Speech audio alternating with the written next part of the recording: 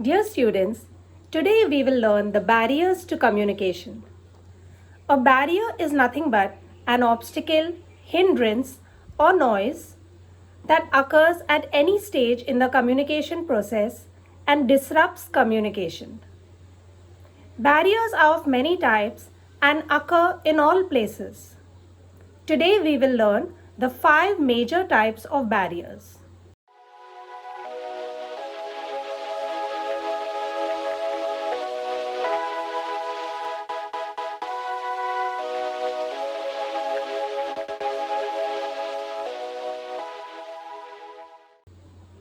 The first barrier is the physical barrier. It refers to the environment factors that obstruct the free flow of communication. There are various types of physical barriers, such as physical distance. When two people cannot hear each other clearly because they are standing on opposite sides of a road with passing traffic, or a huge classroom in which the teacher's voice isn't audible to the last benchers, or someone from the top floor of a building trying to call out to their child playing in the compound. Distracting noise. Construction work, loudspeakers, vehicle honking, huge chaotic mob, echo. Now, noise doesn't mean only disturbance in hearing, but also in seeing something clearly. So, glare on the blackboard or fog and mist could also act as physical barriers to communication. The third type is internal physical problems of the sender and receiver. Disabilities such as stammering, stuttering, lisping could hinder communication by the sender, and being hard of hearing or having poor sight could hinder communication at the receiving end. Information overload is very common these days. We feel proud that there is so much of information accessible, but that is only when we seek it. What when we are bombarded with information that we do not wish to seek? Too many advertisements, vast syllabus, plenty of newspapers and channels almost always hinders important and valid information reaching the target audience. Businesses struggle to reach their potential customers. Universities struggle to keep students updated with the current trends. The government finds it almost impossible to stop people from reading and forwarding information that is unnecessary or invalid. Sometimes our own smartphone is running out of storage space, all because of information overload. The second type of barriers is mechanical barriers. These barriers are any defect in the instrument or medium that is used to communicate.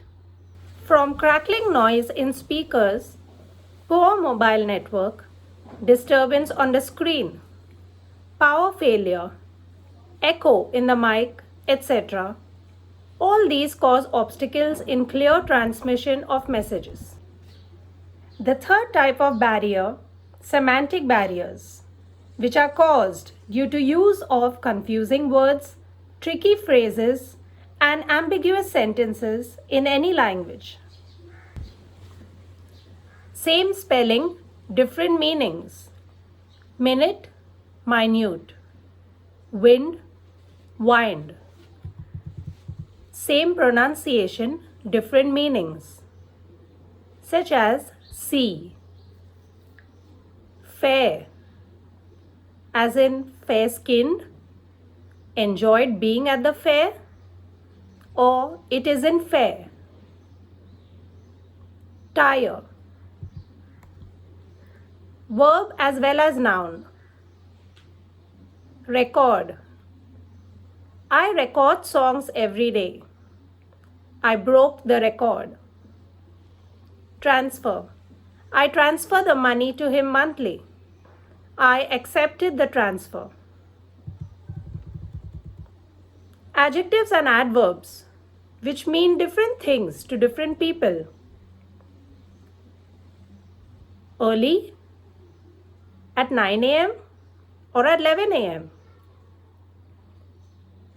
Fast, 50 kilometers per hour, 80 kilometers per hour or 100 kilometers per hour. Very heavy, 2 kgs, 5 kgs or 8 kgs. Tricky phrases. If I say, get me a red and a blue carpet, a red and a blue indicates two separate carpets. Get me a red and blue carpet indicates one carpet with both colors. I gave him peace of mind and I gave him a piece of my mind. Peace having the same pronunciation but a different meaning in each sentence could be misinterpreted. There are many new meanings to familiar words due to technology. I saw the mouse on the table. Get me the tablet. Have you brought the notebook? This is my cell. And notepad, drive, and so many more. We now move to the fourth type of barrier, psychological barriers. These exist in the mind of the sender and receiver. They are extremely difficult to identify and eliminate. Psychological barriers are the biggest cause of worry in organizations and very often disrupt communication and hinder progress. Now, there are several types of psychological barriers. So, I have put some of them together because they are interconnected. Let us take a look.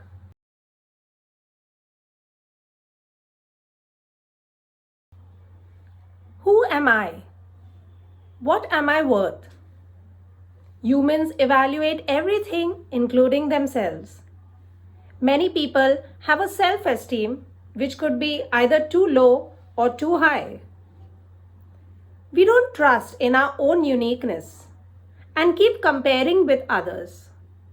We focus only sometimes on how we feel or we think.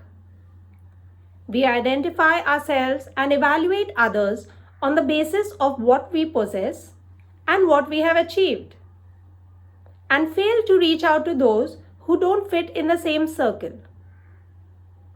Language, economic status, culture, skin color, abilities, education, professions define us and classify us.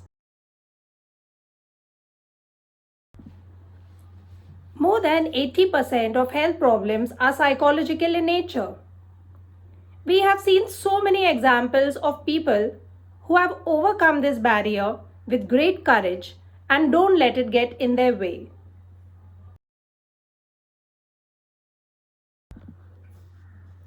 We are not open to information and shut our minds to what we don't want to know. We even stop speaking to people and break the channels of communication.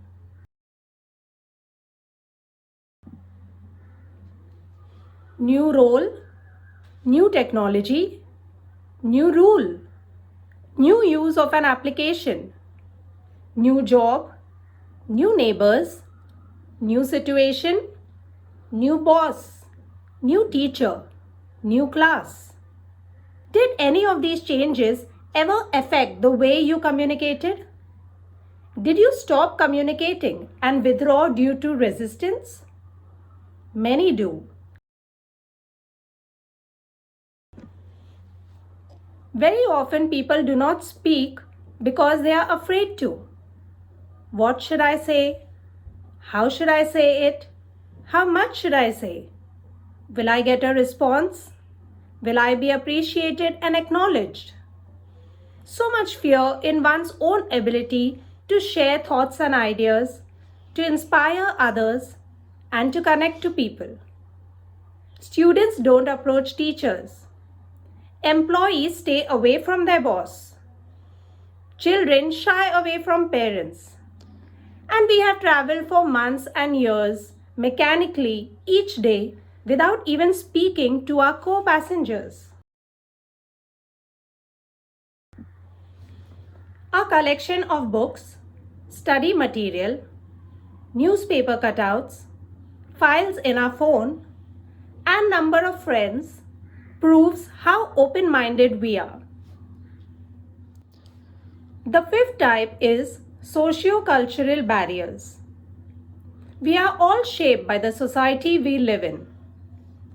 From facial expressions to gestures, eye contact, touch, proximity, beliefs, lifestyle, our entire personality is influenced by the environment we live in. Socio-cultural barriers usually occur when we meet people from a different society or culture. We may fail to understand or misinterpret their communication if there is a difference in their body language, words used, tone of voice, and other mannerisms. With this, we end this session. Remember, it is extremely important to minimize barriers to communication wherever we are. Please visit the link in the description of this video to find notes on how to overcome barriers in professional life. Wish you luck.